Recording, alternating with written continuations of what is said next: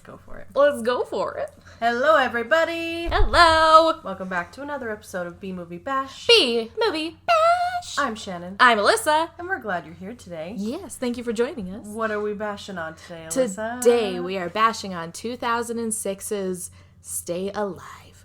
And I have to start this one off by... I love this movie. Okay. I remember watching it a few years ago and thinking, oh man, that's so silly and stuff, right? But then I watched it again. I love how many movies you're like, oh, this will be perfect for the podcast, yes. And you watch it again and you're like, damn it, it's not. Yes, I was like, well, I mean, I'm definitely going to rip this one apart because I was trying to be objective and stuff, but like the whole time I was just like, I love it. I think it's a great movie. Like, so I really think this is one that everyone should see. Okay. It's really dumb still, and they make dumb decisions, and like, I don't know. I'm really personally the type of person that thinks that ghosts can't cheat. Right. And when they cheat, it pisses me off like nothing else. Oh, yes. So I feel like we've learned this over the past few episodes. Yes. I'm like, I get when demons cheat. Demons. Stick to your own rules. I know, but if you're a demon and you're setting the rules, you should be sticking to your own rules. But as a ghost, I feel like you have rules that you can't break, kind of a thing, you know? Who knows? We know nothing about the other side. This is true, but I don't know. It just makes me really mad. But I just... Anyway, okay, so this movie, near and dear to my heart. Honestly, it's kind of like a video game movie sort of a thing, and I'm very bitter that they don't have an actual video game of this because I would enjoy the hell out of it. I think it would be a lot of fun. Cool. Anyway, okay, so we start off with the opening credits playing over really spooky music and stuff, right? Like it's, honestly, I really enjoyed the soundtrack of this movie. Of course. It was fun. It was fun. It was really fun. Like it's very video game music soundtrack. They're you know, playing like right it's into it. Yeah, it's really good. Yeah, but the music is playing before it suddenly cuts off to a woman's bloody eye looking terrified. Okay. And then the scene fades to a view of us flying through some dark, stormy clouds with some more creepy music playing. Okay. And we come through the clouds, seeing this like kind of plantation with all these big trees and a really long driveway. It's not a driveway, but a long driveway past some gates. We fly through the gates and we're flying under the trees, coming up to the creepy house, right? Okay. Under the leafless, spooky trees that are hanging over, you know. We get up to the door and we see a CGI man standing there holding a lantern, right? Okay. And he pushes open the door, and as he does, we go to his point of view. Okay, so it's like you're playing a first-person game. So he starts looking through the abandoned house, and it's like, you know, typical, you know, 2 staircase rooms off to the side, and looks very abandoned but also not abandoned. It's just like there's still stuff but very much like covered in cobwebs and yeah. Okay. So as he's going through the house, we just start hearing this weird rumble sound. Like it just keeps this weird sound, right? And he turns to see this woman in a red dress like staring at him, right? Okay. So he freaks out and he turns and he runs, and the door slams shut. So he turns back around and he sees a little, like, creepy-looking girl in a white, blood-soaked dress crawling down the wall. No. And then he turns and he sees another one coming out of a room towards him. So he sprints up the stairs as little girls are just streaming into the room and stuff, right? So he runs up the stairs, and there's a big hallway up ahead of him, but another little girl is creepily twitching at him, you know, like they do, like the sounds, you know? So she's coming at him, so he turns and he flings open a door into one room. But the room has these, like, chains and meat hooks and bodies hanging from the meat hooks and stuff, right? And Jesus Christ. Yes, there's just blood splattered everywhere. So he freaks out, slams the door shut, and turns to run. But the woman in red is standing there again, and she pushes him, and he flies back off of the staircase with a chain around his neck. So he breaks the banister that was there and then is hung, right? And then game over is across the screen. Wow. Yes. Okay. And we see Loomis, who is not the main character, but we see Loomis sitting there staring at the screen, kind of like, what the fuck just happened, right? Like, just like... That's how I feel right now. Yes. Yeah. So he clearly looks a little shook, like, oh man, that was a spooky video game and stuff, you know, like, I've seen worse. But he's really creeped out. And I noticed this the third time watching it as I was taking my notes, is in the background, kind of behind him, I'm pretty sure it was a grandfather clock, because I could only kind of see what was there. But there's a reflection of the woman in red's face, like, fading in and then fading out, and she's gone.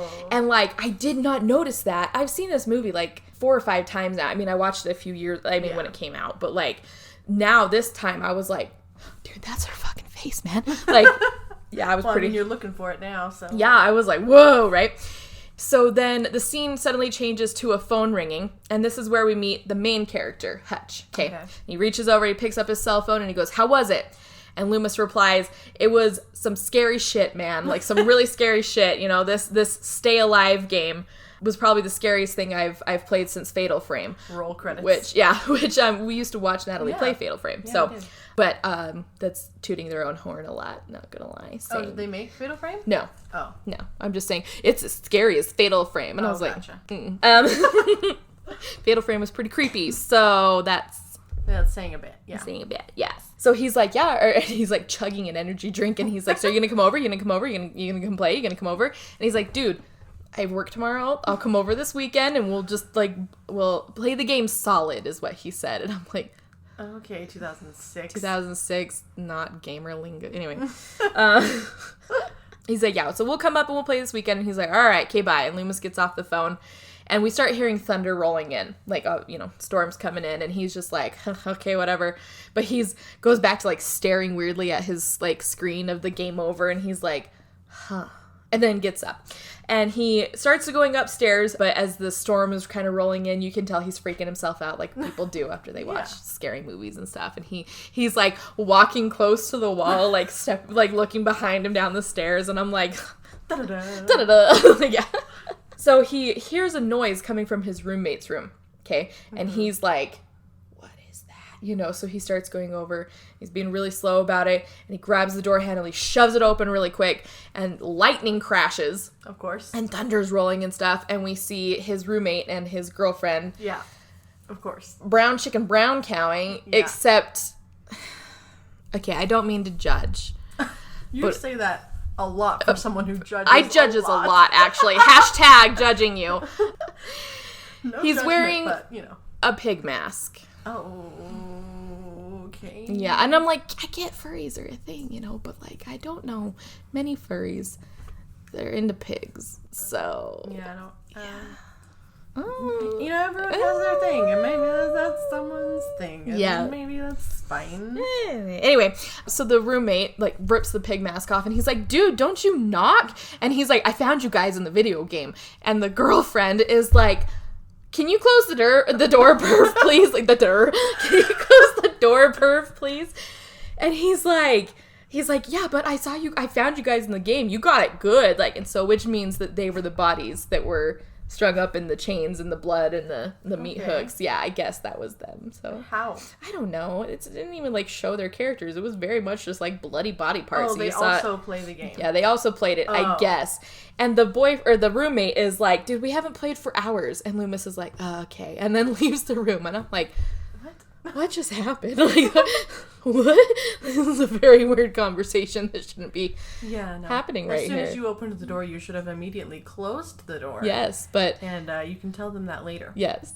But they had to have that conversation right then. Anyway, so he's like, okay, and he goes off to bed. And he wakes up a little while later having a nightmare of how his character died and, like, just kind of flashes of the video game and stuff, right? But he freaks himself out and he wakes up and he's like, oh my gosh, okay, calm down, man. You're freaking yourself out. This is stupid. Just go get a drink and go back to bed, right? So he keeps trying to click his light on, but it's not on, right? And the storm's kind of still rolling outside. So he's like, oh.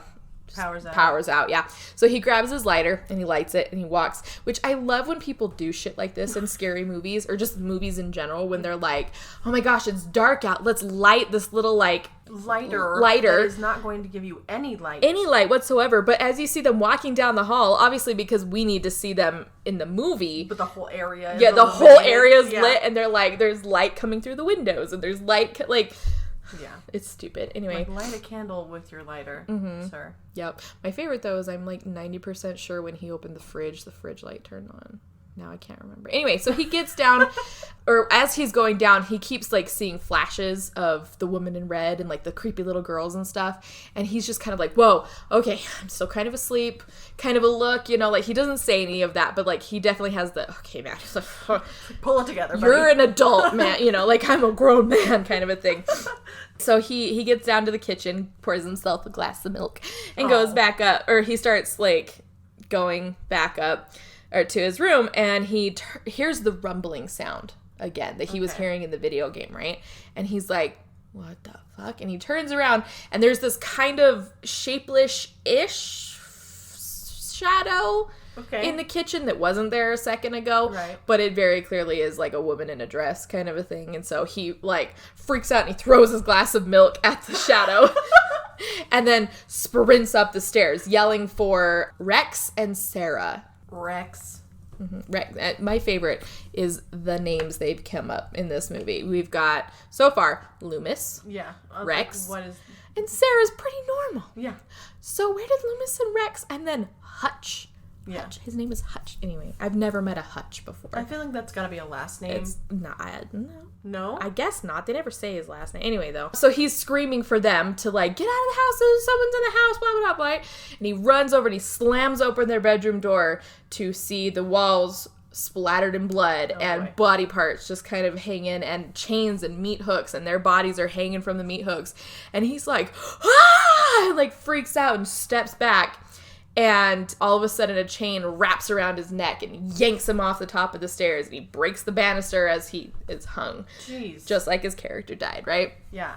And then the scene fades with like the storm clouds and blah blah blah, and Stay Alive comes across the screen. I feel like we're back in Truth or Dare. Right? Like that's what it reminds me of a lot.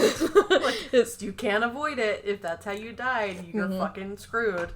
Yup, and I'm like, it was really silly. Anyway, so Stay Alive flickers across the screen, and we see Hutch next, who I want you to think of Walmart version season 1 Jim from The Office.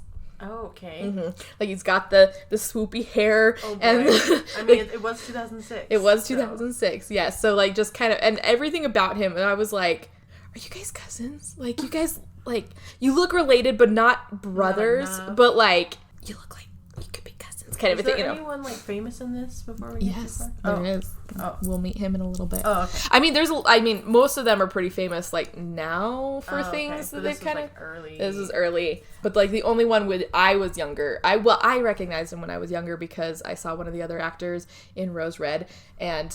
That's one of my most endearing movies of all time. Yeah. So, that's like 7 hours long. But anyway, not the point here. So we see Hutch walk in, and it's pretty large office building, and he's got a big old stack of paperwork in his arms, and he's walking along, and this really nice, pretty looking secretary comes up to him, and she's like, oh, how's this project going? And he's like, oh, I haven't finished it yet, but you know, I really need to get it done. And so she takes the stack of paperwork from him, and she goes, he really wants to see you right now, which obviously means their boss, right? And so he's like, okay, and he goes off into the office, or his boss's office, and he goes in, and the boss is kind of like angrily looking down at his computer, and he's like, hey, listen, man, I just, you know, I'm trying. And the boss goes, it's been over a month. That's how long I've been working on this. And Hutch is like, oh, okay, you know, and he's like, that's 100 hours. Do you know that, like, and he's just kind of going on for a second, blah, blah, blah. And Hutch is like, I'm sorry, man, like, I'm really trying to get this project finished. I'm really working on it, you know. And the boss was like, what project? I'm talking about me right now. Yeah, and he's like, what project are you talking about? And he's like, the Moreno what? The what? And Hutch is like, huh? What are you talking about, right? And the boss is like, sit down, Hutch. Sit down. And so Hutch is like, okay.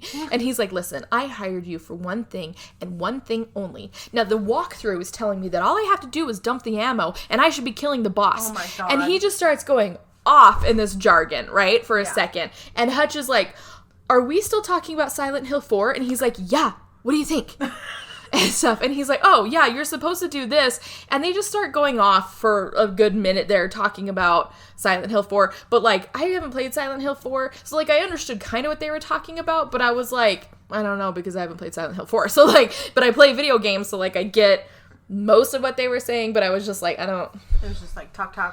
Yeah. And I was like, wait, but why would you want to drop that weapon if it's really good against this other what? Just, anyway, that's not the point. So they're just kind of, yeah, this is how you do it. You'll win. And then the secretary walks in, and she's like, Hutch, there's a phone call for you. And they're like, okay, let me get the phone. And Hutch picks up the phone. And he is told Loomis is dead, right? And we kind of find out at the funeral, we see him, or the next scene is him at the funeral walking up, and Loomis's parents turn and they're like, Hutch, and they go and they hug him. So clearly they're very close with him, right? Yeah. And you kind of find out throughout the story that like Loomis is practically a brother to him. Like they spent most of their lives together, kind of a thing. And as far as I'm aware, Hutch was an only child. So he spent a lot of time at Loomis's house, right? And so he's really sad. Like he's even sitting with the family for the funeral. Like, yeah. But we see as he's sitting there, he hears like a snap from behind him, and he turns and there's this girl with an old-fashioned camera taking photos. And he just kind of doesn't really think too much of it at the moment, but goes and they listen to the funeral go on. After the funeral, everybody else is kind of around talking, and Hutch is just kind of standing there off to himself. And you hear the click again, and the camera girl comes up, taps him on the shoulder, and he turns and she clicks a photo of him. And he's like, did you just take a picture of me? And I was like, no, what the fuck? She just shot you. Not. Like, no, just the dialogue in this movie isn't fantastic. And this is where we meet Abigail. And I hate Abigail. She's like my least, but like she doesn't need to be there other than, spoiler alert, she's the love interest for Hutch. So okay. You gotta have that. I just hate her. Anyway, so she was like, yeah, well, I mean, it's a funeral and everybody's like really sad and crying, but you looked like the most sad, but you weren't crying, you know? And he was like, well, you know, Loomis was like my best friend kind of a thing. And anyway, and she was like, oh, well, he's like, how did you know Loomis? And she was like, well, I wasn't really friends with him. I was friends with Sarah. We were actually supposed to hang out this weekend. I always thought I would be taking pictures of her wedding, not her funeral. And you're like, oh, that sucks. Yeah. And she's like, yeah, we grew up together when we were kids, and it's just, we've been together a very long time. But they're kind of chatting for half a second when Loomis's little sister comes up, and he turns and he's like, oh my gosh, you've gotten so tall. This is insane. Like goes over and they hug each other. And she hands him this big leather kind of like satchel. And he's like, what's this? And she's like, Mom and Dad won't let me play any of those video games. And I know Loomis would have wanted you to have them. Oh. And like, there's just a bunch of like, you know, the horror games in there and stuff. And I'm like, yeah, I wouldn't want my kids playing those either. No. So, but she's like, yeah, so I know he would want you to have them. So they're for you. And she gives him another hug.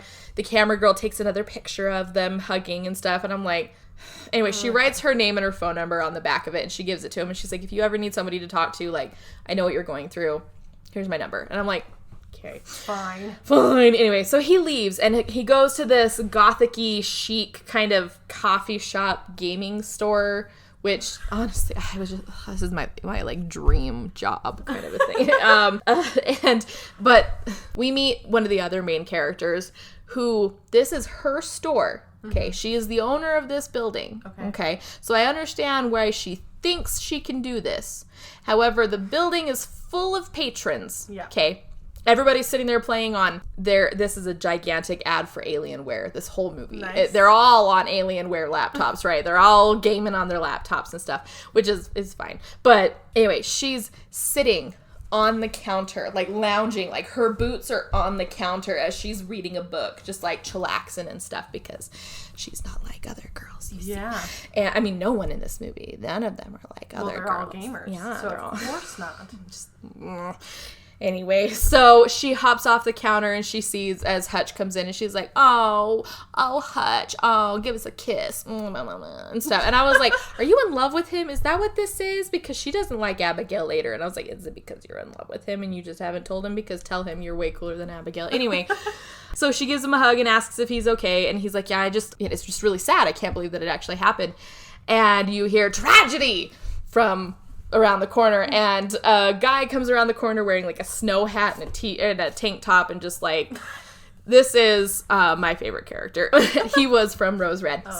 Which people might actually also know him from an episode of Black Mirror. So he was in the the Star Trek episode. He's the boss whose son gets like sucked out the. I don't know if you've seen that episode. I have not seen like any of Black Mirror. Oh, you should watch Black Mirror. That's pretty good. Anyway, so he's from that episode, but he's just like, oh, it's a tragedy, you know? And he goes, first your parents and now your best friend. God dealt the straws and gave you the short one, my man. And the gothy girl goes, you know, Finn, the problem with your mouth is that stupid and sensitive shit comes out of it. And that happens to be his sister. So they're brother and sister, right? Which I actually really like how they do the brother-sister dynamic in this one. Like, it's a lot of, like, her giving him shit kind of a thing for saying dumb, stupid things. But I'm like, it drives me crazy when they do that in a lot of movies because that's the only way to show family. Yeah. But she also does a lot of like, pull him off to the side and be like, I'm not going to tell you again. Knock it off. Like, you need to seriously, like, be nice to your friends. And he's like, okay, I get it. I'm sorry. And so I kind of, to them, it was way more believable that they were siblings, other than the fact that they don't look anything like each other whatsoever. So I was like, you're not siblings. But I could believe them as siblings. Her name is October. No. And his name is Phineas. Yes. Okay. October. Mm-hmm. Think of all the months. Yeah. Really? Yep. I know. I was like, even autumn. Wednesday, if you want to go that far. Like, I know, but October. Her name is October. And I was like, who are your parents that they're naming you Phineas and October? Yeah. Hippies. I guess. I don't know. Anyway. So then Finn, who I'm going to call him Finn for the rest of the movie, or the plot story. What am I talking about? Oh my gosh. Podcast? I just had a brain aneurysm. So Finn is like, listen, be strong is all I'm saying. You're a rock star and I love you. As he says that to Hutch, and Hutch is like, I love you too, man, kind of a thing.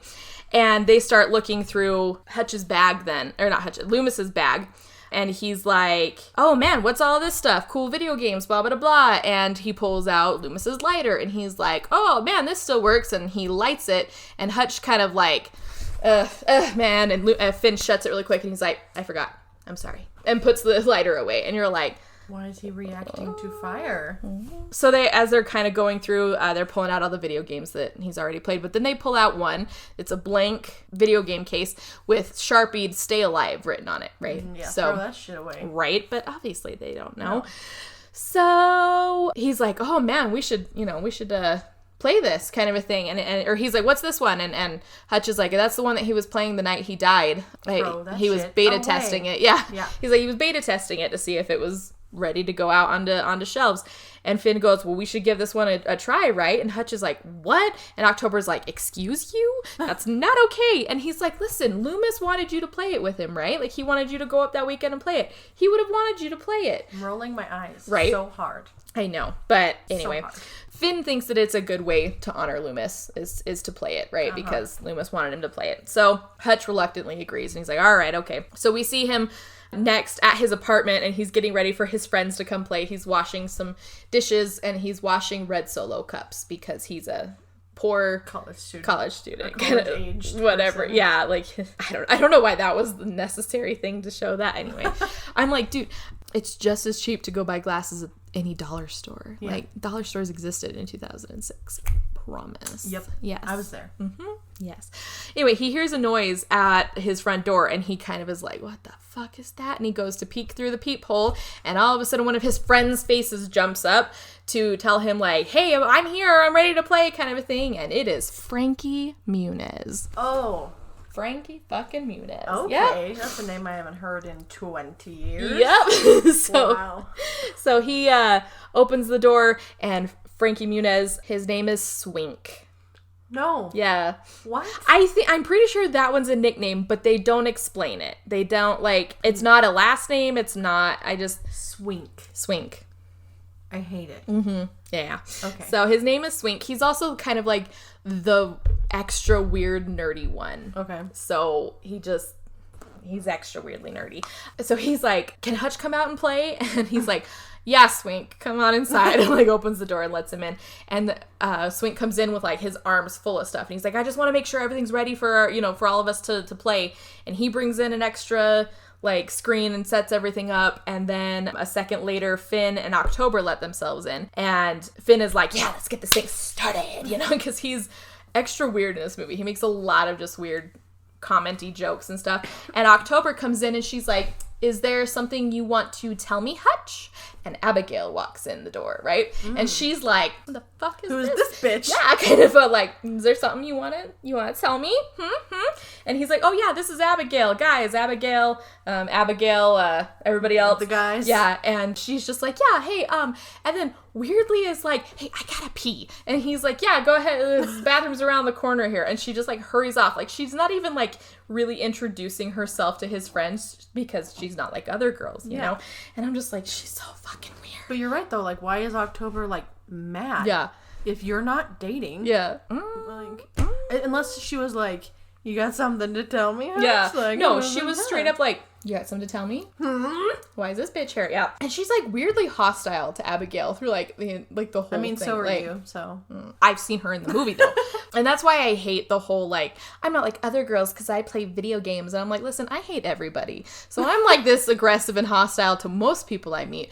But not just to other chicks. It's everybody. So, like, unless I'm at work and then I'm friendly. But, you know. I mean, I feel like you're pretty friendly most of the time. It's just like your inner monologue that hates everybody. Everyone walks up and I'm like, bitch. If you're alone with another person, then you hate everybody else. Some people more than others. Well, anyway. Some people deserve it more than others. That's all I have to say about that. Anyway, so she hurries off to the bathroom and stuff. And Finn is like... She got a rockin' body. I like her a lot. And Hutch is like, can you please not? And October's like, shut your face. Like, kind of. So he's like, what? And goes over and they start setting up all their stuff and everything. And Hutch also explains that she's going to be playing along with them and that his boss at work is going to be joining them, like streaming in with them and stuff, right? But he plays at work because he's got a nice work computer to stream from. And they're like, they get on their headsets and they're talking to him. And he's like, yeah, I told my wife that I've got a late meeting, so let's do this, kind of, you know. Why can't you just tell your wife that you're playing video games with your friends? I don't know, because some wives just don't understand. Like, wives be bitches. Wives be bitches. Like, if you are going to marry a gamer, you need to understand what you're getting yourself into. Let them be themselves. Yep. Like, do I roll my eyes every time Tony leaves the house to go play Magic? Maybe. But I don't stop him from doing it. Right? But there are so many times that I'm like, hey, babe, it's Friday. Are you gonna go to Magic? And he's like, no, I don't really feel like it. And I was like, go play Magic. Go play with friends. Yeah. He's like, no, I want to stay home. And I'm like, go play friends. Anyway, go play friends. Go play friends. Anyways, so they turn off the lights and they get their headsets on and everything. And Finn is just my favorite because, like, he's so weird. He's making fun of Swink for putting on one of those, like, gaming, like, driving gloves kind of a thing because it's supposed to reduce, like, arthritis in your hand and stuff. And he's like, that thing's stupid. And he's like, well, it's not stupid. He's like, it smells. And he's like, it does not. And then he takes his controller from him, licks it, and then puts it back in his hand. And Swink is like, and he's like, touch it. It's just, yuck. It's really ridiculous, but still, you know, normal stuff. They're getting ready to play. Sure. So they start the game, and it opens to kind of a bloody book, just opening up to a poem. And they're all kind of clicking their controllers, trying to get it to go past the screen or to start scrolling and stuff, and nothing's happening. They're like, is it frozen? Like, what's happening? You know, what's going on? And Abigail goes, are we supposed to read that out loud? And Swink is like, no, wait, voice, like, command video games? Yeah, like, you can't, that's, like, next level shit. Like, nobody's making video games like that. And they're like, well, nothing else is working. So Hutch starts reading and the words start disappearing from the page. And they're all like, what? No way. They're all freaking out. And they're like, okay, all right, well, let's everybody read this, right? And so the group all start to recite the prayer of Elizabeth, which is, come to me, clouds. May you rise as an evil storm born to rip them open. Let the cover of night bear witness and destroy those who resist, so they shall harm me not. Let the blood of the many cleanse me, preserving beauty eternal, I pray you. And they're all like, ooh, spooky, right? And then straight up Jigsaw's voice from Saw starts talking. Like, very similar, like, you know. Yeah. And its spooky voice says, if you're hearing this message, it is already too late, you know, and they're doomed. Yeah. So as this message is going on, kind of like telling the backstory, they're all like creating their characters and stuff and making all of them look exactly like themselves because, great, you know, why not? Yeah. Which, I mean, kind of makes sense because they're trying to make the characters like recognizable. And I forgot to mention, Swink has like one of those blackjack dealer caps that visors, but he wears it upside down.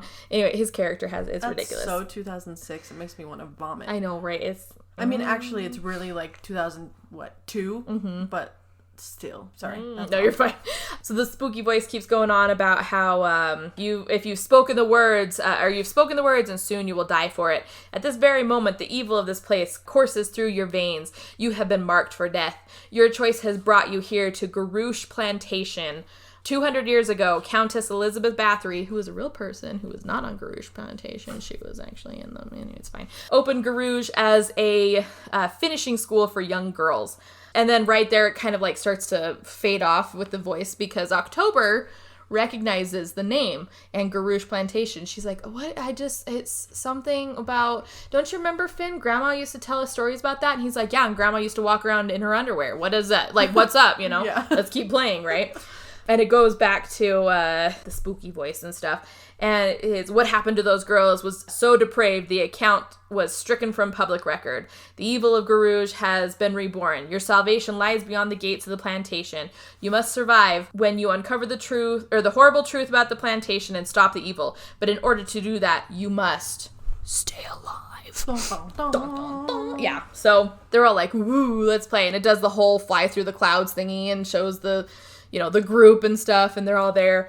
And they feel a bit creeped out, but Hutch kind of starts walking forward, and they're like, Hutch, what are you doing? And he's like, I'm just trying to figure out how to play the game. What are you talking about? Let's play the game, right? So as he's walking along, they hear this creepy sound, and one of the little girls, like, crawls out of the ground and starts, like, creepily coming towards him, and they're all like, dude, what the hell?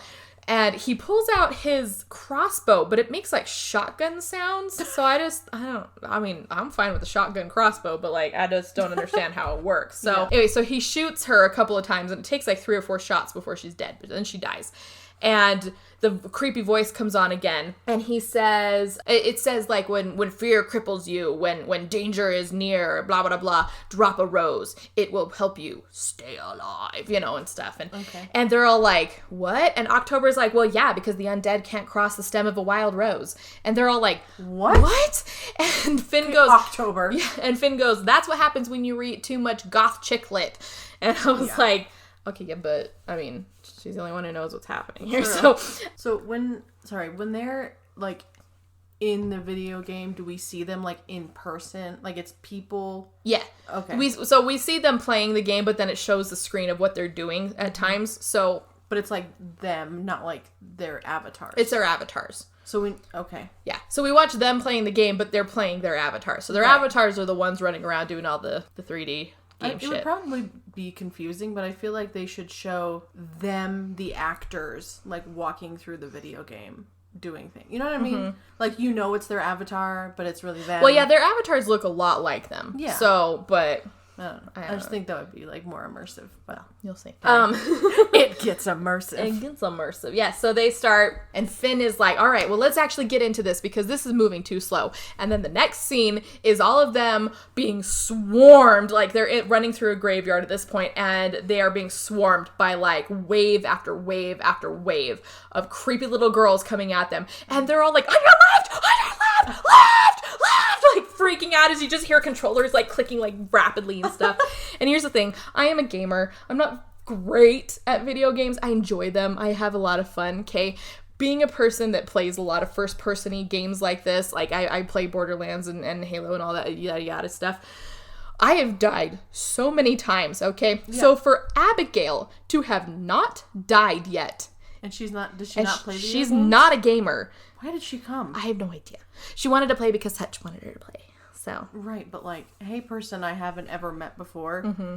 I met you once at a funeral. Yeah. Come hang out and meet all my friends and play video games, even though you don't. Yep. Okay. Girls do a lot of things to get into pants. Anyway. I guess I have sat in on video game nights when I do not play video games, so I shouldn't. Yeah, but she's, like, actively playing and stuff. And I'm like...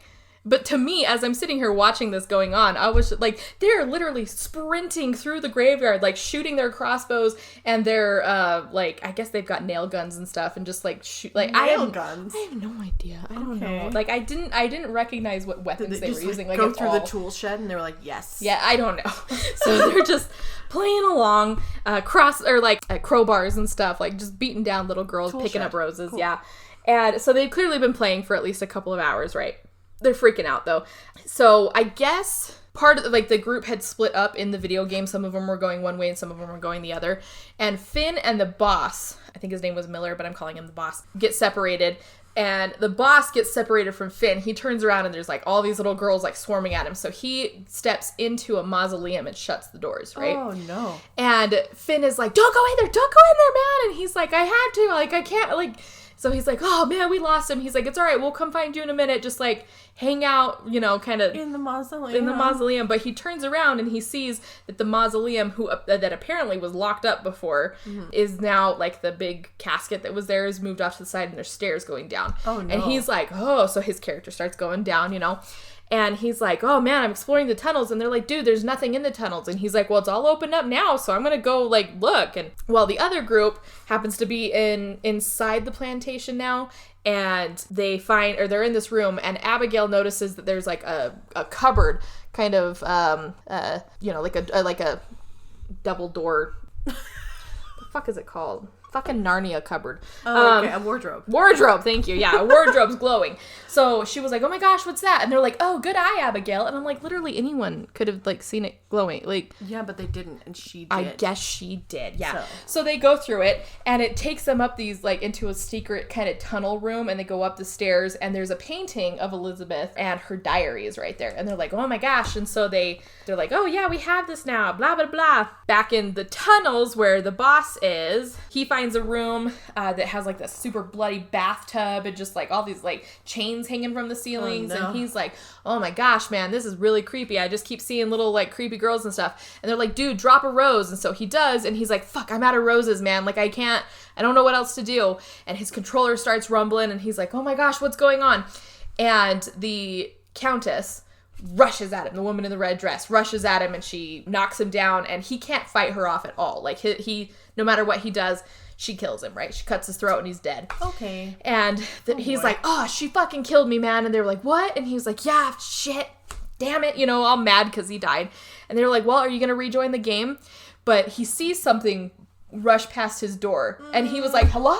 What was that? Like, who's in my office right now? Who's in my office? Yeah. And they're like, what is it, man? And he's like, oh, it's probably just one of the security guards trying to scare me, you know? Mm-hmm. And he's like, well, it's pretty late, you know? Like, I should get off. I should get home anyway.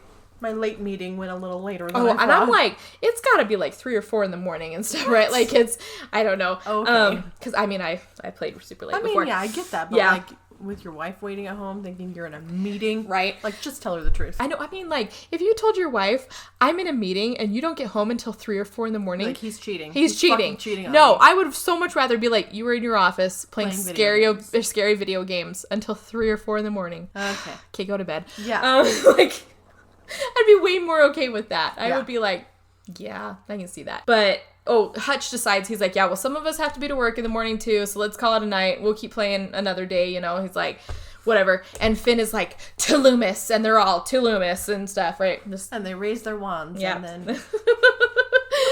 So they all get done and they all log off. The boss is getting ready to leave. He's got he's got all of his stuff. He closes his office door and he goes to walk out, and his door creaks back open again. And he turns and is like, what did I, you know? So he goes over and he shuts the door and then turns to leave again. And he's like, that's fine, dude. Oh, but thunder starts rolling in too. Thunder, storms coming in and stuff. Yep. And as he's walking away, the door creaks open again. Oh boy. And he's like, what the fuck? And he starts hearing a weird rumbly sound. Oh, no. And he's like, okay. So he goes in and you keep hearing the rumbly sound, and he goes over and he finds that his controller has fallen onto the ground underneath his desk. Mm-hmm. And so he picks it up as it's still rumbling, and he's like, what the hell is going on? And sets it down, but then looks up, and from the side stands up the Countess in her red dress, and she attacks him. And like, what would go through your brain, right, if you saw someone in a video game in real life? Like, what would you even... I don't know. Probably the pair of scissors that killed him. So. Oh my god. That's what would go through your brain. Yes. Okay. Thank you. Yes. Okay. Go talk. Yeah, so he screams and dies, kind of a thing. And I guess a few hours later, Hutch is getting to work. And as he gets in, there's police everywhere. A lot of people are like, oh, what do we do? You know? Yeah. And the secretary from before looks over and sees him, and she runs up and she's like, Hutch, oh my gosh, Miller's dead. And he's like, what? Miller's dead? And he runs over towards the office, and the detectives are like, whoa, crime scene, what are you doing? Blah, blah, blah. And he's like, no, I just talked to him a few hours ago. And they were like, few hours ago? Did you now? Did you now? You talked to him a few hours ago, huh? And he was like, yeah, I mean, like, we were playing video games together. They're like, you were? you're playing video games together up until a few hours ago? His wife said that he was in a meeting. And he was like, yeah, well, that's what he told her. To his wife. Yeah, like, sorry, you know. And they were like, so you were playing video games? And he was like, well, yeah, I mean, I was at my house with some friends and he was here at the office playing. We were like streaming together. And I think these detectives are the dumbest fucking people in the world because they're like, huh? How does video games work? What? Yeah. And so they're like, well, where do you live? And he tells them, he's like, oh, I live over here. And they're like, yeah, it's about 10 minutes away from here. That's still within the time frame of you coming and murdering him. Why would I come back into work? I don't know. Well, I mean, I guess if you didn't want to seem suspicious, you would come back in the morning. But I don't know. Still. It's stupid. It's really, I don't know. Like, the cops, I just don't. Anyway, so they're like, okay, well, if you think of anything that could have happened, you know, here's my card. And so the detective gives him the card, and he also tells the other officer to back the fuck off. Like, calm the fuck down, dude. Like, if we're going to suspect him, don't be screaming in his face that we suspect him, you know? Like, so, if you think of anything, murderer. Yes. Here's my number. So Hutch happens to glance over into the office, and he sees Miller kind of hanging upside down off of his desk with his throat, like, slit wide open. And he's like, right? And the scene suddenly changes from his body view to the video game of his body laying there with its throat cut, like, and stuff. And Finn is playing the game, and he's like, whoa, I think I just found Boss Man's body. And they're like, what? And they all come running over, and they see it. And Hutch is like, that's fucking creepy. That's very similar to how, okay, you know, that's creepy. But they're all like, man, that's pretty insensitive, kind of a thing. Like, come on, Finn, blah, blah. And he's like, what? It's a horror video game. Like, when a body dies, it stays there, you know, like. Yeah. And he was like, well, I think we should keep playing it because that's what Miller would have wanted. And they were like, how do you know what Miller would have wanted? You didn't even know him, kind of a thing. Yeah. And he was like, yeah, but he was a gamer, and you respect gamers by gaming. And like, I was like, he's not wrong. And he wants to keep playing. And he tells the rest of them to screw off, and he'll just play by himself then, kind of a thing. So they all, like, frustratingly leave, and... Okay. Yeah, I don't know. And he's still off playing by himself. So October tells him off, kind of a thing. She's like, you need to be nice to your friends. Like, be nice to your friends. And he's like, okay, I'm sorry. Everybody's on edge, you know? And she's like, yeah. So they all go off. And they're kind of talking, and October starts grilling Abigail about who she is other than someone who's a shit gamer, kind of a thing. And I was like, dude, she lived longer than Miller did, whatever. Okay. And she was like, yeah, well, I grew up in Georgia. My dad's an architect, and my mom teaches kindergarten, and I'm supposed to be going to Princeton or Yale or what. I didn't even pay attention to that. She's like, I'm supposed to be starting that in the fall. And they're like, oh, Little Miss Perfect Life. Yeah. And she's like, well, I guess I'm not that perfect, but whatever, and stuff. And then October goes to light a cigarette, and Hutch just kind of and as he turns, as the flame kind of goes up, we see a flash of a child sitting against a wall of a room, and there's flames all up in front of him, and he's like, and she's like, Hutch, I'm sorry. And you're like, okay. So his parents died in a fire is what you're telling me. You'll see. And he's like, sorry, I have a thing about fire. And then it kind of flashes back to Finn, who's still playing the game, and his controller starts vibrating. So he's like, oh, what's going on? And his character pulls out a mirror and sees in the reflection of the mirror a horse-drawn carriage coming towards him, right? Oh. And the mirror shatters, right? It just like cracks. And he's like, oh, that's right, I forgot you hate mirrors. And he flips the mirror around, which is a very interactive video game. I don't know how many will let you do that. No. But when he flips it around, it's polished silver on the other side. So it looks like a mirror, but she can't crack it.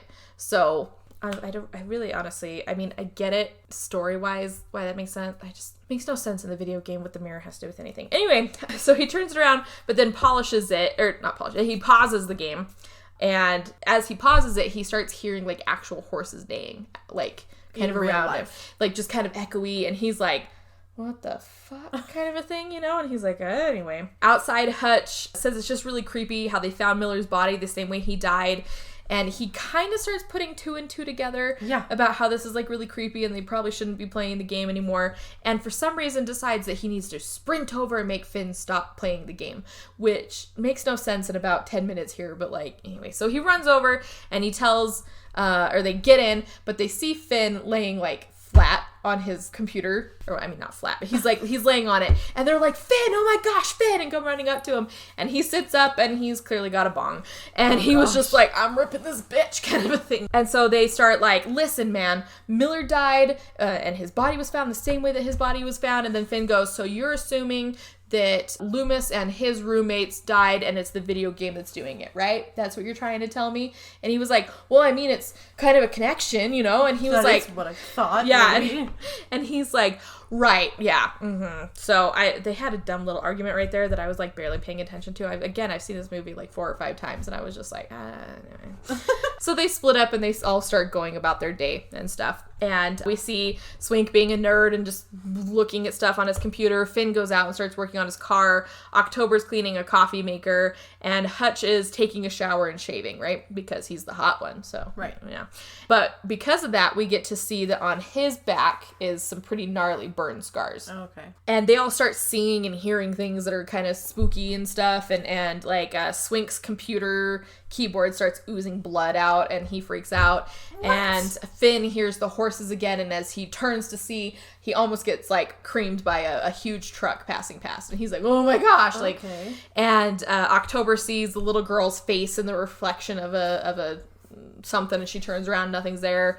It's just everyone but Abigail. They don't show Abigail saying anything. I love that most of those can be kind of like explained as like, oh, I thought I saw something, but blood coming from your keyboard? Yeah, but then when Swink like realizes what's happening, he's like, wah, and like I guess blinks and then it's gone. So you just think you're going fucking nuts. I guess so, yeah. Okay. So they're all kind of freaked out. Well, Hutch goes back to work pretty late that night to do some research on his friends, and he finds their death records and stuff, like the police reports, which I didn't think those were mostly public record, but so I don't know. Police reports are not. You have to request that. Yeah, shit. like it was the autopsy record and stuff. No, absolutely not. Well, he finds him, okay. And finds out that how their characters, like how they died, because he didn't know, I guess, exactly how Loomis died or how the other ones died. He just heard that they died, right? And which is really funny to me because watching a lot of true crime shit, to think that Loomis's roommate and girlfriend were like slaughtered and hung up from chains, and then Loomis's body was hung like a while later, I would have been like, so Loomis murdered them and then hung himself, right? You know, but they don't say shit about that. Yeah, like nothing. It's like, oh, they all died. Yep, they all just died. Yeah, you know, like, oh well. So he prints off all this paperwork and of how they were found and stuff, but he starts hearing like the rumbling sound, and he just decides to like leave his office and stuff. But as he's leaving his office, we just keep seeing like the little creepy girls from the video game just kind of like twitching in random spots. Ugh. He leaves. So the next day he gets to October's coffee shop, and everyone that is there except for Finn, who he's like, where's Finn? And October's like, he said he was coming, so he'll be here, okay? Like, calm down, whatever, right? And so he lays out all the paperwork, and he's like, this is what's going on, and I think this is what's happening. And October starts like, well, listen, I found the actual like story of Elizabeth Bathory. Like, here's her story and all this shit. And she actually did this stuff in real life. Like, she murdered all these girls and yada, yada, yada. And she talked about how, the video game is based on her real life. She really did kill all those girls, and she would hunt people down in her carriage and torture people. And she also apparently shattered all the mirrors in her home because she couldn't stand the fact that she was growing old. So she didn't want to see herself grow old. And when the townsfolk found out about what she was doing to these girls, because she was like bathing in their blood, trying to stay young and stuff. Oh. Yeah. The townsfolk chased her up into her tower, boarded her in there, and then left her there to die. So she couldn't get out, right? And she, I guess, had told them that she would be back someday, kind of a thing.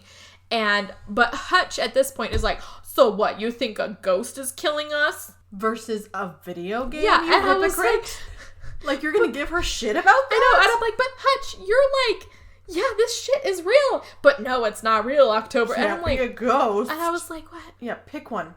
Yeah. I just didn't understand why she thought he was crazy. I would have been fine if it was Swink being like, so you think it's a ghost? Or if it was Abigail being like, you think it's a ghost? No. Hutch? Yeah, that makes no sense. Makes no sense. I don't know. It was just really stupid. But October is like, well, I think I'm right, and I just want to know where my brother is. And I was like, you just said he'd be here. And yeah, you just got... Okay. I don't know. That whole scene, I was just like, can we calm the fuck down, everybody? Like... Pick a side and calm down. Which, real quick here, Elizabeth Bathory was a real person. They believe she's killed over 600 people. Jesus. What? Way back in the day. She lived to be in her, 50s or 60s. I can't remember how old they said she was. And they think she started doing this when she was, 15 or 16. Jeez. Or in her later teenage years kind of age. So she's had how many 35, 40 years to do that. To kill people, right? And apparently they said, they're like, some of her family members who are still alive, who've been like doing the research on her and stuff, said that they believe that she would go and find like wayward orphans kind of a thing and bring them to, you know, work as a servant. Yeah. Well, no, just a servant. That she used to live way back in the day. She didn't live in Georgia and all that stuff. Like she wasn't on a plantation. That's someone different. But she used to do shit like that too. Someone else did shit like that too. But this lady, she was a countess, and she had a lot of people killed and stuff. But like nobody tried to mess with her because she was so powerful, and she like combined these territories together because she was so smart and like so tactical. So nobody wanted to mess with her. Yeah. Like the kings and stuff were like, no thanks. Well, she's doing what we want her to do, so it's fine. Like, it's, you know, she can kill as many children as she wants to and stuff. But she would, like, murder these girls in their, like, prime age of life, what she thought was the prime age of life, and then drink their blood and bathe in their blood because she thought it made her seem more beautiful. Jeez. Yeah, so that's who this is based off of. Anyway. And we talk about society nowadays being fucked up. Like, okay, we've always been fucked up. Let's be honest. I know, but there's still, like, there's all these people that are like, there's no way she could have killed that many people. There's no way. And there was one TV show I was watching where, like, the FBI agent who was talking about her was like, okay, let's pretend that she killed 1/10 of the people you're talking about that she killed. That's still 60 people. That's the most any serial killer has ever killed. Ever. And if she really is that powerful and beautiful, etc., like, she could have people killing for her. Easy. Like, bring me girls. And they'd be like, okay, ma'am. Yeah. Okay. Like, so, no. Have you seen Snow White? Okay. Right? Yeah. Come on. Anyway, so we now see, like, October's like, well, where's my brother? Where's Finn? And it flashes to him driving, and he's just singing along to a song, just belting it out and stuff. And I was like, Finn, my spirit animal. But then he notices in his rearview mirror that like some clouds are rolling in really fast, and then fog just kind of creeps in all over the road, and he's like, what the fuck is going on? And then he looks forward and he thinks he sees a little girl on the road, so he swerves off and crashes his car, and he's like, oh my gosh, okay, what the heck? And so he gets his phone out and he calls his sister, and she's like, where are you? And he was like, my whip got, like, blah, blah, like, blah, blah, blah, I'm off this road, come, you know, which is really funny to me, the way he says this, because he wasn't there for this conversation, and I know Hutch thinks that the video game's killing them kind of a thing, but he's very, like, all of a sudden mindset of, like, October's like, hey, listen, you didn't die in the game, right? And he's like, yeah, I didn't die in the game. Yeah, I didn't die in the game, so I can't die now, kind of a thing, you know? That's what I was thinking. Oh, no. I don't like where this is going. Yeah. So he starts, like, hearing the horses neigh and, like, the sound of a whip, like, going at the horses and the carriage and stuff. And he's like, what the hell? And then he turns around, and there's all of a sudden the black carriage that runs him down.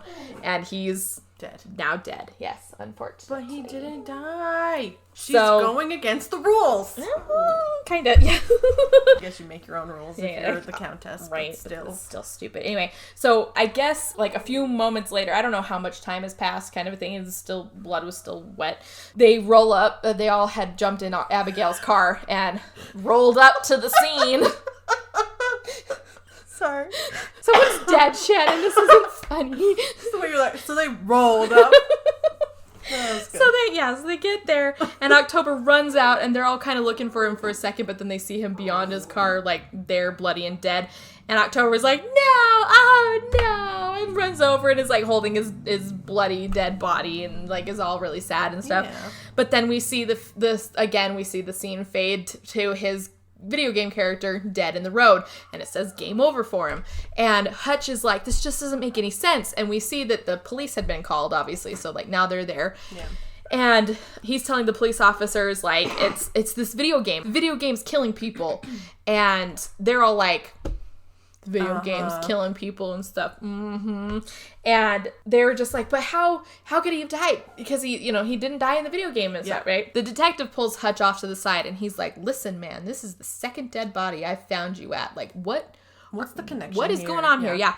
Well, the dick cop starts like, oh, you guys are scared of a video game. Let me play. And he gets on and starts like trying to play the video game.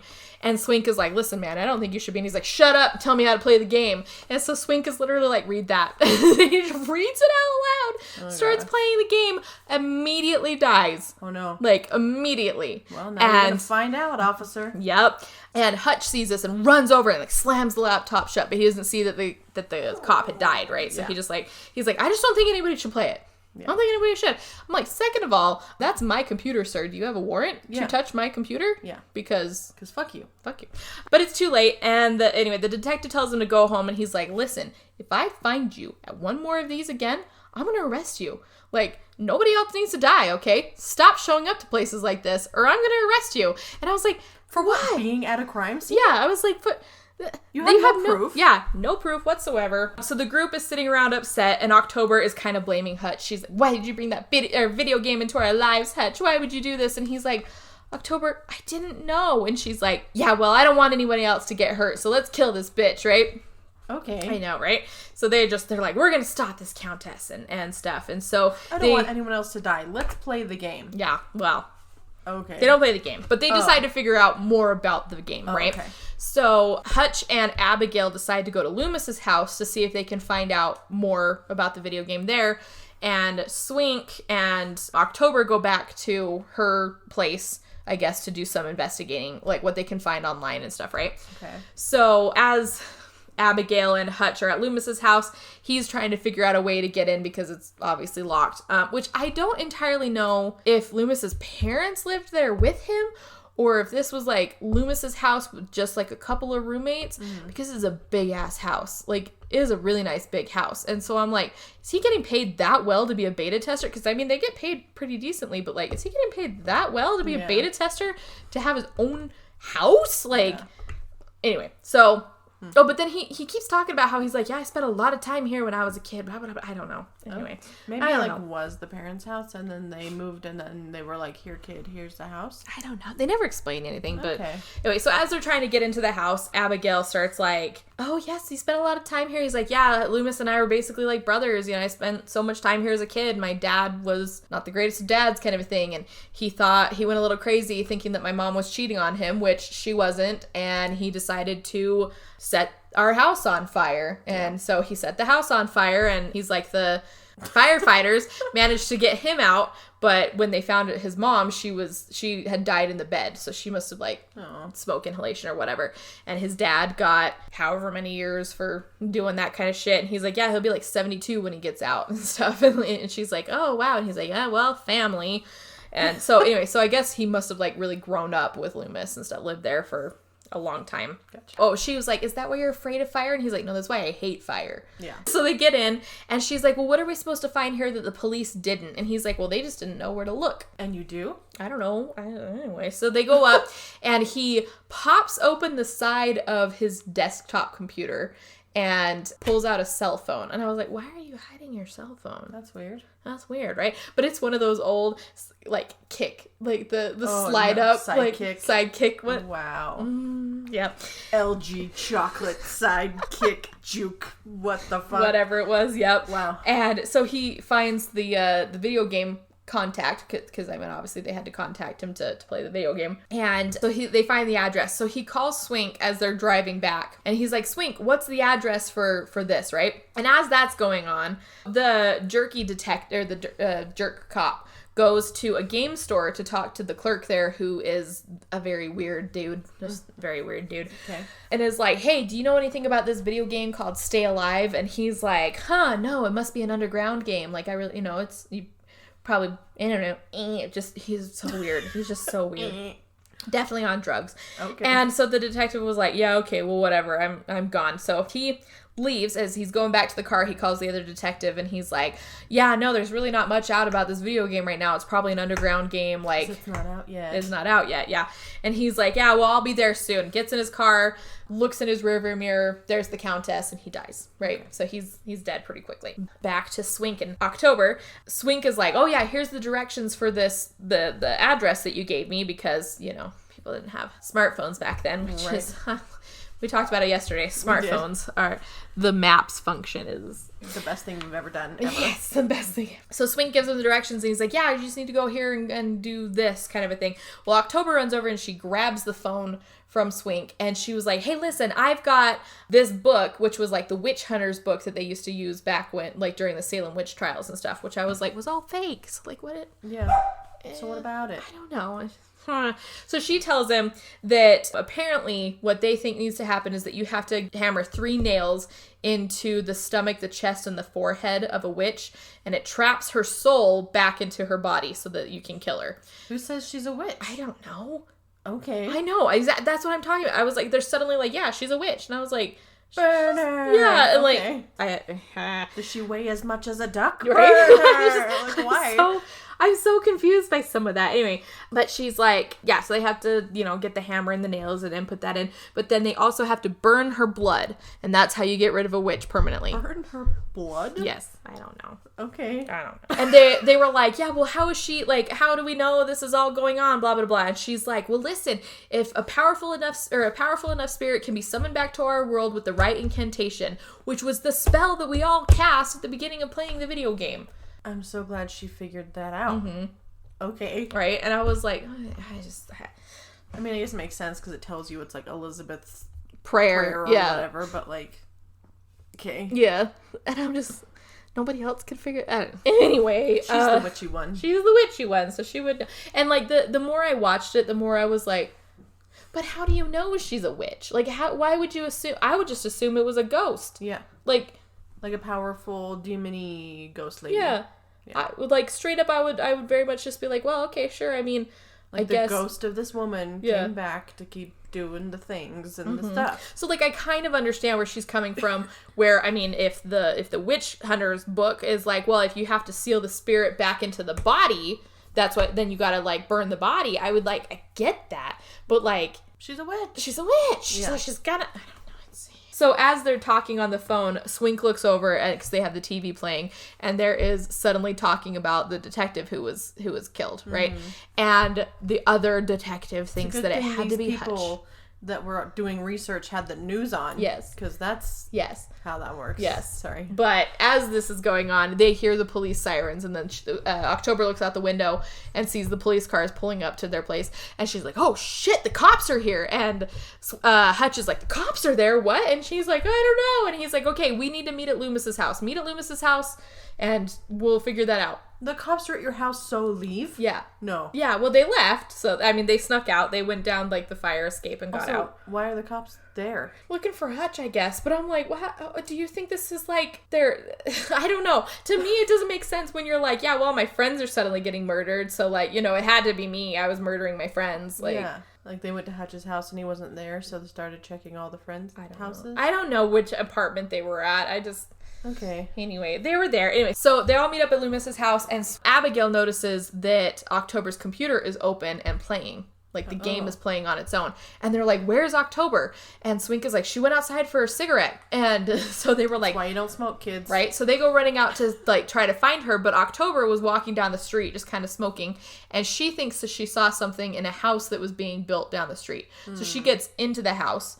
And is like, she's like, okay, bitch, we're gonna do this. Let's go, bitch. Like, I'm gonna have it out with you. What are you gonna do? Right? Well, because the house is being built, she finds a hammer and some nails, and she's like, yeah, I'm gonna do this. But as she's walking, she looks over and she sees a nail gun, and she goes, okay, let's do that instead. So she's got the nail gun. But as she's walking along, she sees the spirit of the Countess standing there. Okay. The Countess turns to face her, and so she starts, like, shooting the nails at her. But she's a ghost, so what are you gonna stick it to? You're the one that said you had to stick it in her body to get the spirit. Okay. So she shoots it at her, but it goes through her because she's a ghost, so... Not a fucking witch, right? But so she, like, freaks out and turns to run, but some chains, like, snake out and, like, wrap around her legs and hoist her up into the air. And the Countess walks up to her again, just like all slowly and creepily and stuff. And October's like, go fuck yourself, and then gets her throat cut. Oh, God. I know. And I guess, like, a few seconds later, that's when Hutch and Swink and them, like, find her in the house. Oh, they hear her screaming, so they, like, run in there. But, I mean, she's already dead now at that point, so they managed to get in there.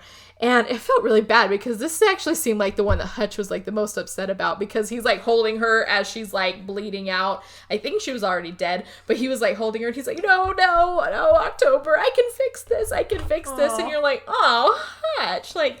actually really sad. Like the other ones, he didn't seem nearly as sad. And like, can I take us out for just a second? Yes. I feel like a bad person, but so you just built a house. Mm-hmm.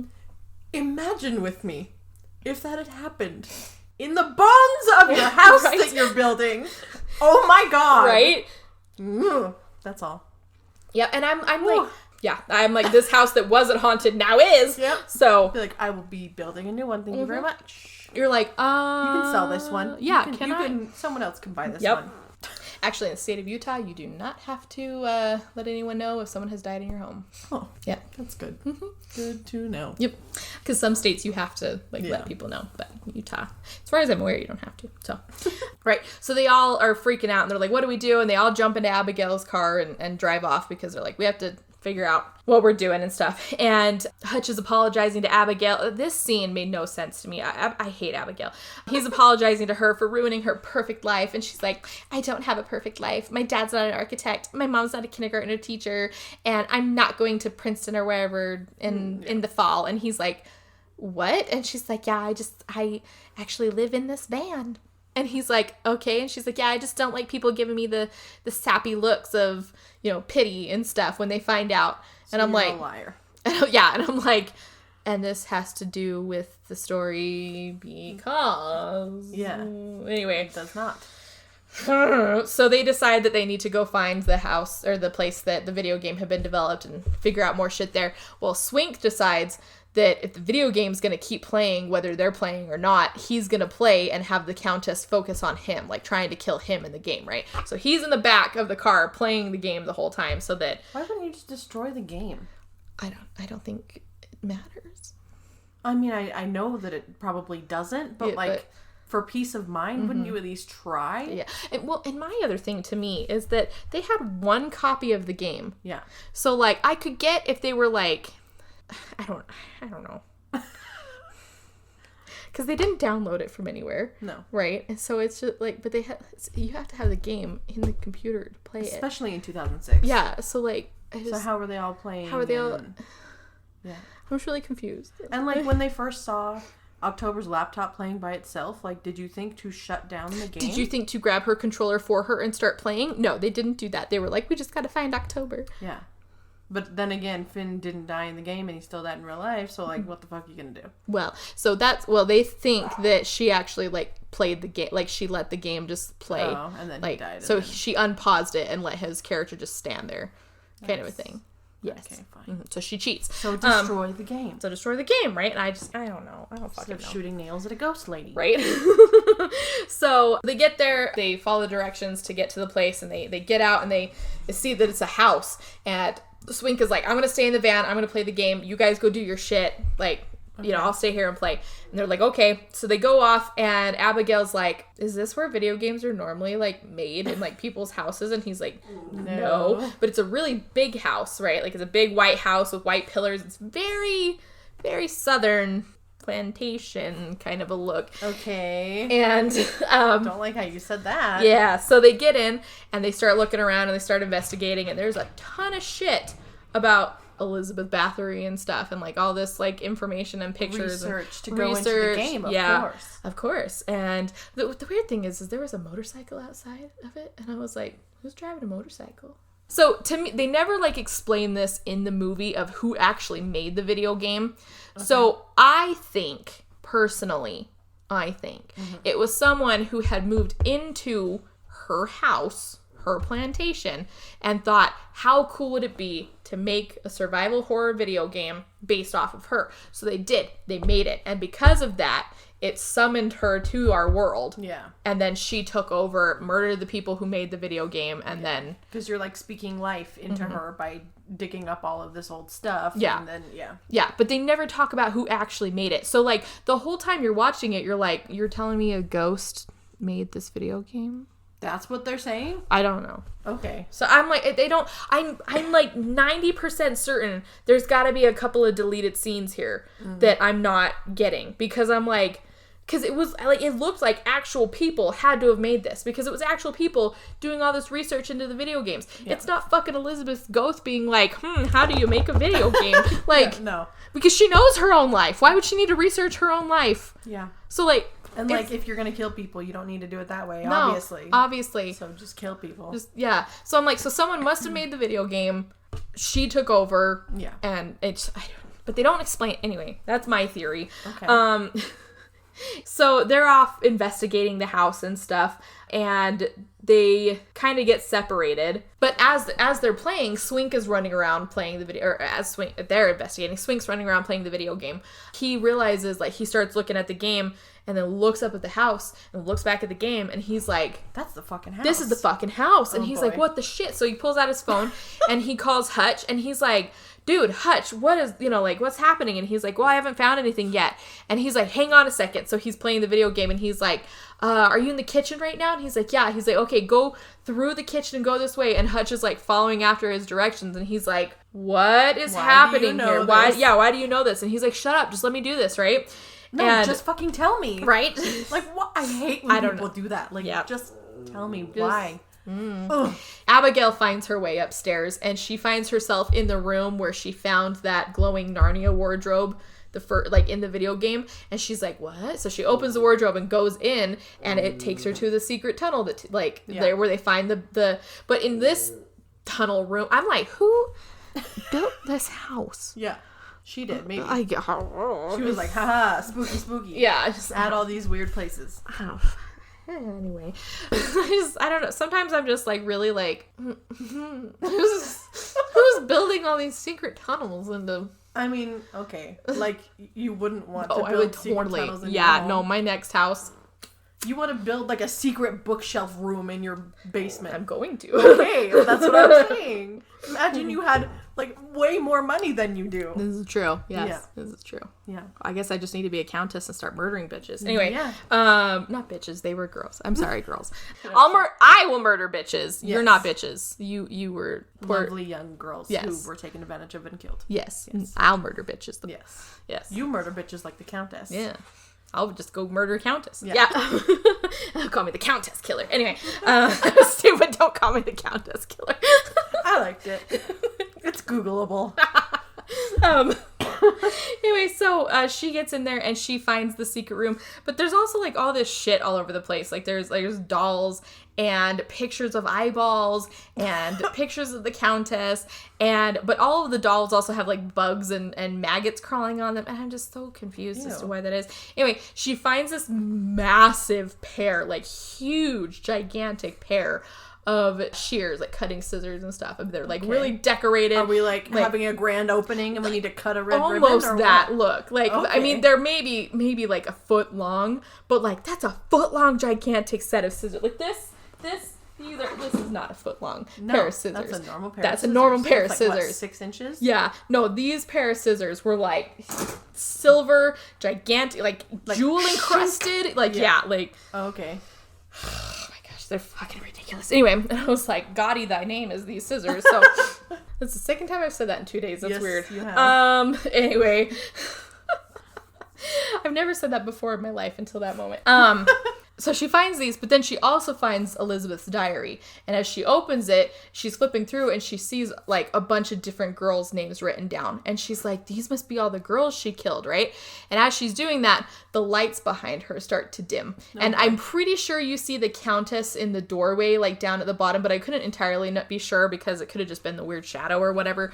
But the light goes out and she starts screaming for help because, But at this point, Hutch is following Swink outside to the backyard, okay, and through a set of iron gates, and that's when you see the graveyard in the background, or in the whole backyard, and the tower. Oh, that Elizabeth's body was apparently locked in. And Hutch is like, holy shit, we're here. Like, this is the place. And Swink is like, yeah, it is. And then that's when he hears Abigail screaming for help. So he turns and he's like, ah, and starts running back. But he's on the phone with Swink and he's like, what do we do? And he's like, go this way, go this way. And he's like following Swink's directions to get up there and stuff. Because you know where she is. He knew where the master bedroom was because he just was there in the video game. So he's like guiding him back. But they don't know where Abigail is. No. But I don't know. I guess he was like, she's in the master bedroom, so they're going back to Okay. I don't fucking know, man. I don't know how they knew where she was, but they knew where she was. So he starts to go up these stairs to get into like there's a weird hutch above him. But it's locked with a crowbar, or like with a padlock. And he's like, I need like a crowbar or something. And Swink's character is holding a crowbar and he drops it on the stairs. And he's like, look at the stairs. And Hutch looks down and there's a crowbar on the stairs. And I'm like, no. To me, it would have made more sense if Swink broke it in the game and then it broke in real life. Yeah. But he picks up the crowbar, breaks it himself. Stupid. It's stupid. So, but he gets in there, runs over towards the master bedroom, but the door is locked. And Swink unlocks the door in the game, and that's how the door opens. That makes sense. So, like, that makes sense. To me, it should have been Swink doing everything in the game. Yeah. So, like, I'm like, I could see the game affecting real life, because obviously it's the ghost and shit, but, like, I just don't understand how you can't drop something in a video game and pick it up in real life. That doesn't make sense. But then he doesn't keep it. Yeah, that's dumb. Yeah. That's a weapon. Yeah. And a tool. Mm-hmm. You dumbass. Anyway. So he gets there, or he gets where she is and stuff, and is running up the stairs. Swink is running with him. And Hutch, I don't think, can see what is happening because all the lights are out, but Swink can see it because he's in the video game. And he sees Elizabeth standing there and two of the little girls holding on to Abigail's character. And he throws a couple of roses and they all vanish. But the whole time this is happening and we can hear Abigail screaming. I'm not worried about her screaming because I would be terrified too. Yeah. Because clearly the girl's coming at her. But she has Loomis's lighter. And I'm not sure why she got Loomis's lighter, but she has Loomis's lighter. And she lit it because she's trying to see. And you don't see her being attacked, but she's like flailing around on the ground trying to crawl away. And the whole time is just like fucking having a seizure on the ground screaming. Nothing is there. There's nothing grabbing at her. We don't see the Countess walking at her slowly or anything. No, she's just freaking panicking on the ground. But we know the Countess is there, and she can clearly see the Countess, but we don't see the Countess. And so to me, it just looks like she's crazy. Yeah. Like, okay. Anyway, so they throw the roses, and it makes the Countess vanish. And she's, like, crying, and Hutch runs over. He's like, it's okay, you're okay now, I got you. And he's, like, hugging her. And then they do this really weird, awkward, like, kiss, and then hug each other again. And I was like, no. Anyway. Trauma bonding. Yeah, which is really funny to me. It really drives me crazy in some movies where they will stop at nothing to protect one person. Where they're like, no, we can't let this person die. And then another person dies like 5 seconds later. And the person who like just got rescued is like, oh, I'm so sorry. Yeah. Darn. Dang it. I'm alive though. Mm-hmm. It's okay. Yeah. And that's what happens kind of to Swink. Oh no. So Swink gets out. Swink Man. steps out of the van and is like talking on the phone to Hutch, and he's like, is she okay? What's going on? What's happening, right? And he's like, yeah, it's okay, we got it. Or like, she's okay, we're gonna come to you again and stuff. And he's like, but then we're gonna go like to the tower and we're gonna stop the Countess, right? But the van door is slammed shut, and so he can't get back to his computer, which is still playing, and he runs over and looks through the camera, and he sees the carriage coming towards his character, and he's like, ah! And he manages to get his arm through a tiny little window that was open, and like reaches as far as he can, barely touches the controller to get his character to jump out of the way, like as the carriage rushes past. So he barely survives that, right? And he gets a rock, smashes the van window open, jumps inside, and he's like, all right, we're gonna do this, bitch, right? But he's playing, and then he hears the horses in real life outside. Of course. And he's like, what? No. And he just keeps trying to play, but the carriage starts rolling up again, and he's like, bitch, I'm not dead yet. That's cheating. So he jumps out of the van because there's nothing he can do. There's nothing he can do in game, right? So he's like, I'm just gonna run for my life. So he's running, and his character, I guess, is running too in the video game because they see his character. Anyway, so he's running, and he's like running through there's not a forest. It's not really fields. It's just kind of overgrown hedges, I guess. Okay. Anyway, he falls and tumbles into a rose bush, and that's when the carriage like rolls up and stops, and she steps out, and she's got those ridiculously big awful scissors, and she's like snipping them at him and stuff. And Hutch and Abigail heard him like freaking out and stuff, and they came running outside, and they get to the van, and they get the doors open, and they see that Hutch's character is like dead in the bush, and they're like, Swink's character. Oh, not Hutch. Sorry, Swink's character. My bad. My bad. It was Swink. Yeah. Okay. So they see him, and he's like, "No, Swink, no." And Abigail's like, "I'm so sorry, Hutch." And I'm like, "Fuck you, bitch. Yeah. Fuck you." Like, should have been you. Should have been you, right? Anyway, but he was in a rose bush with roses.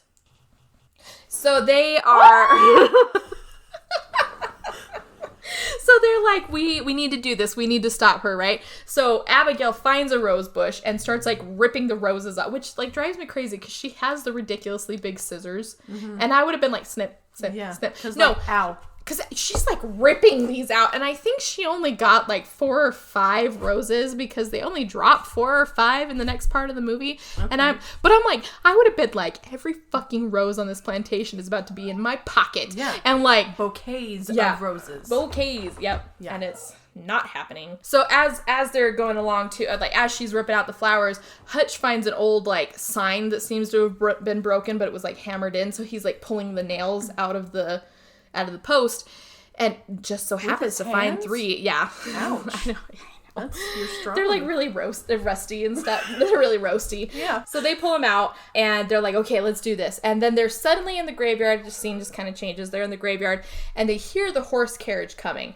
And so they're like ducking behind tombstones and stuff because the carriage is coming past them this way. It's coming past them this way. And they're like, run, run, run and stuff, right? Okay. Well, they get to, I guess, the foot of the tower.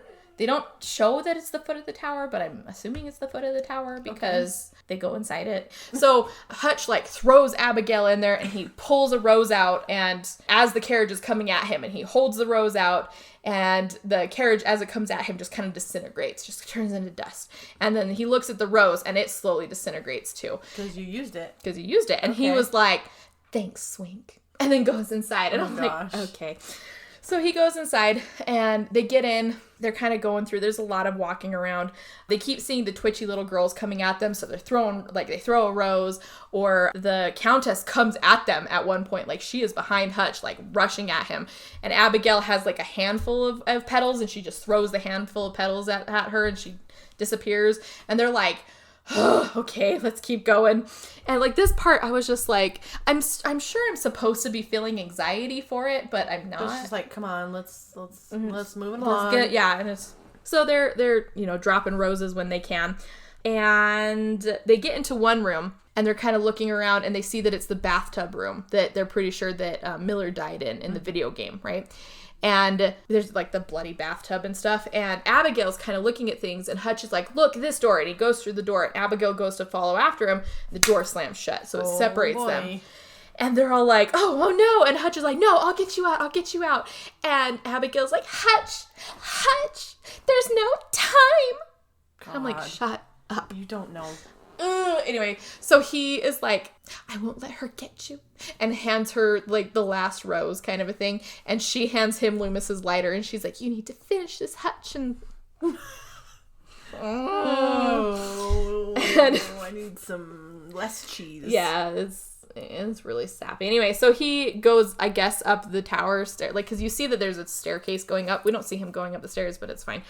She's sitting there at the door, kind of like pulling off petals and dropping them.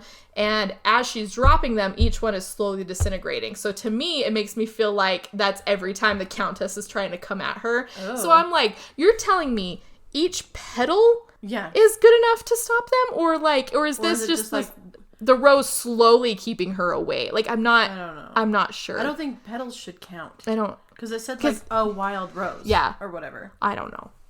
Anyway, but as she's doing that, she's doing the, he loves me. No. He loves me, no. No. Yep. And she's trying to be all noble and sacrifice herself and stuff, right? But then she runs out of petals, right? And the lights loomed, and she starts, go away! She screams a lot in this. Anyway, but then the Countess grabs her and like rips her up by her feet, and she's hanging there just kind of like dangling, and the Countess comes up, and I guess she like hit her head or something because she was like dripping blood, and the Countess is like reaching up and like catching the blood drops and stuff. She's like, and the whole time Abigail is like, like, stop it, right? Well, Hutch gets upstairs, And he finds her body that looks totally not decomposed or anything. She looks perfectly preserved laying there in the bed. She drank a lot of blood. Yes, she did. And she's just laying there, like, right? And so he goes over and he starts hammering in the nails into her using the scissors because they didn't have a hammer. Yeah. And as soon as he gets the nail all the way into her forehead, the Countess downstairs, who is now naked. So I think there was a deleted scene. She was going to bathe in her blood. Yeah. Okay. But like we only get to see her like just body kind of like fade out. So you can tell she wasn't wearing the dress, but you don't get to see anything, which... Yes, thank you. We didn't need boobs in that situation. No, we did not. So she fades away. And he goes to, like, back up and I guess grab the lighter or something. But he knocks over his bag, which had his laptop and, like, everything in it because he just had that with him and stuff, right? Which he also knocks over an oil lamp that was sitting there. So there's oil all over the ground now. Okay. And he's, like, trying to find the lighter because he knocked over the bag. So he's trying to grab it. And we see behind him the Countess just sit up because now he's apparently locked her soul into her body again. So... Oh. I guess. But I'm like, she's not a witch. I don't know. Anyway. Maybe she is a witch. She's a witch. Anyway. I'm not a witch. I'm your wife. I don't know. Surprise. So he's there and she starts making the nails like pop out of herself. Ew. Right? Like they just slowly like come out of their own. Like she's not pulling them out. Yeah. They're just coming out. Right? Yeah, and he hears the nails dropping to the ground and he's like, motherfuck. Oh, shit, right? And he's trying to figure out what to do, and then he remembers something about Finn talking about the reflective polished silver mirror that he had, and that October is like, she can't stand to look at her own reflection because she's getting old. So he grabs his computer case, which this whole time has been like this mirror-coated Alienware... Yeah. Right? So he grabs that and he picks it up and he turns around and looks at her and she's just kind of like, hello, boy. Like just kind of looking at him, you know? And he holds it up at her and she looks at it like she's clearly trying to like shatter it, but it doesn't shatter because it's plastic. It's just, yeah. And she just starts like, like screaming at herself and her like mouth gets really wide and like stretches out and like she's got these really cool contacts in that make her like her whole eye black. It's really cool. She did a great job, honestly. Pause. Yes. Sorry. So was it dark in there? No. So it's like sunlight was coming in. Okay, he just couldn't find the lighter because it wasn't in his bag. Yeah, it fell out. Yeah. Okay. Never mind then. I was like, it's dark enough he can't find the lighter, but it's light enough that she can see herself. Yeah, no, it was like middle of the day when this shit was going on. So like, yeah. So he uses that opportunity of her freaking out, seeing her own reflection to find the lighter on the ground, and he lights it and he throws it at her, and it hits her, and it also like lights the oil on fire and stuff, and she goes up in flames and is like, wah! And he jumps back against the wall because there's now a wall of flames going up around him. And as this is going on, he just keeps seeing flashes of himself as a little kid, like sitting on the beyond the flames and stuff. And he's like yelling out at her too. But then you can kind of see him like, he tried to get out through the door, but the door was locked. So she must have like stopped it from unlocking or you know, with her witchy powers. And but nothing. I think I know what's gonna happen. Oh yeah. So he's sitting there and he just kind of like resigns himself to. He's like, this is how I die. Yeah. He's like, I guess if this is how I die, this is how I die, right? Well, the door kicks open, and there's Swink holding a whole fucking rose bush, and he's like, yeah, like Frankie Muniz coming in and looking like a hero awesome. And stuff, right? And he's like, Hutch, come on, and then Abigail's there, and she's like, Hutch, come on, and she's reaching for him like there's this massive chasm in between, right? Like reaching, and like, he's walk over to him. Yeah, but she doesn't want to get any closer to the, you know, and I'm like, and I get, there's a little bit of fire, a little bit, but like the whole tower's not in flames yet. There's just like this wall-ish of fire. It's not even that high. It's not even that much of fire. And they're like, jump over, and then they grab each other, and then they go running out right down the stairs, I guess. And while the Countess like falls back onto her bed, like totally in flames and stuff, and they, I guess, walk away triumphant from the tower. Hutch turns around, like they can see the tower like burning in the background, but they're about to leave the cemetery, and Hutch turns around and takes one last look at the burning tower before they continue walking. Right? That's how it ends? No. Oh, okay. So then, back at the video game store, the weirdo clerk cuts open a box, pulls out a new video game, and he goes, killer. And oh, God. takes it over, puts it into a PlayStation, like one of the demo ones. Yeah. Hits play. And as the camera starts panning up, we see Game Informer magazine talking about Stay Alive. And it pans up to the demo screen where they show the video game. And it's the group's voice where they were reading the prayer before and now reading the prayer out loud again while the camera like zooms in like it did the first time, how we watched it zoom in through the clouds and over the plantation and stuff, but it zooms right up to Elizabeth's tower where she's standing there holding a pair of scissors. No. The end. She died. She died. They bewitched her and they burned her. Yep. Just like they were told. She's not a witch. She's just a ghost. She's just a dick ghost. Okay. Yep. Who lives in that house? I don't know. Who did this? They never explained any of it. What? Dumb. Yep. Okay. Well. Okay. But then my thing is then like who made more copies? Yeah. Okay. And like shipped these out. And... Yeah. I mean, unless they were like already ready to be shipped out and then like. But they were still beta testing it, so no. So the witch did make it.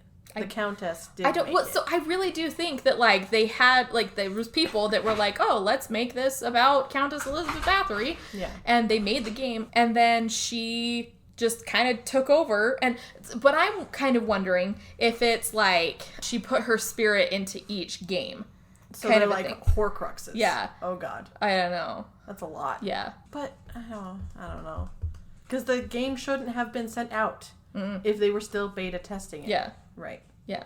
I mean, unless other people that were like, oh, man, this is really good. We should just release it. But I'm like, but that's not how copyright works. But, like, I don't know. Okay. Unless they really didn't actually defeat her in the tower and she was basically just like, okay, fine, fuck, I'll leave you guys alone. Yeah, shit. Maybe. She's like, that guy showed up with a lot of roses. Like, what was I supposed to do? I don't know. Like, they know how to defeat me, so, like, what are you gonna do? Like, live in a garden for the rest of your life? Like, that's... I'm just gonna play with some new people, okay? Yeah. Fine. I don't know. See, but I still enjoyed the game, or I still enjoyed the movie myself. Yeah. But, like... It seems interesting. It's a fun movie to watch, but... Yeah. You're right about the whole, like, why is this a thing in the movie? Because, like, why does he need to be afraid of fire? He doesn't. Because fire's fucking scary. Yeah, it already is scary. Yeah. I already know. Literally, I burned my hand earlier on my oven. I don't need to be afraid of my oven to, like, use my oven to... Yeah. Like, he doesn't need a background of fire that, like, doesn't really come into play. Right? Yeah. Yeah. That's weird. Why we needed to find out Abigail's backstory, like, but we don't get to find out Swinks or October or Finns or Loomis. Like, we just know that Loomis and him were best friends. And, like, the whole, like, I don't want to fuck up your perfect lifeline. Like, who? Why? Who cares? Sorry, I did this to you. Like, okay. I don't know. Okay, because they were the love interests, so... But do you know how Stay Alive was rated? 5.1 out of 10. I mean, yeah, not terrible. I enjoyed it, though. I thought it was a fun... Okay, well then how do you rate Stay Alive?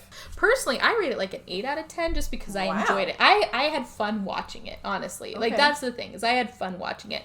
Watching it to break it down and rip it apart right here seems like I didn't enjoy the movie. That's the point. But I was trying to be objective and, like, kind of try to tear it apart kind of a thing. But, like... I mean, this is, the 4th or 5th time you've seen it now, so... Makes sense. I like it. Yeah, I like it. I enjoyed it. I thought it was cool. Fine. Yeah, I had fun with it. It sounds like something I would want to watch versus like, don't fucking watch this ever. Yeah, no, I would definitely tell people to watch it. So where can you watch it?